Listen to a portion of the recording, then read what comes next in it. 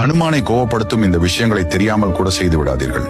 நீங்கள் அனுமான் பக்தராக இருந்தால் இந்த பதிவை லைக் செய்து ஜெய் அனுமான் என்று காமெண்ட் செய்யுங்கள். இதுபோல ஆன்மீக பதிவுகளுக்கு எங்களது சேனலை சப்ஸ்கிரைப் செய்து கொள்ளுங்கள்.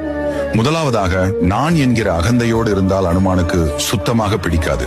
ஆகையால் எப்பொழுதுமே நான் என்ற அகந்தையோடு நடந்து கொள்ளக்கூடாது. இரண்டாவதாக, அனுமனை வணங்கும் முன் எப்பொழுதுமே ராமரை வணங்க வேண்டும். ராமரை வணங்காமல் அனுமானை மட்டும் வணங்குவது எவ்வித பலனையும் தராது. ஆகையால் தான் அனைத்து ஆஞ்சநேயர் கோவிலிலும் ராமர் பாதம் இருக்கும். மூன்றாவதாக, சுயநல ஆசையோடு யாருக்கும் உதவக்கூடாது. தனது லாபத்திற்காக செய்யப்படும் தானங்களும் தர்மங்களும் எப்பொழுதுமே பரமாத்மாவை அடையாது.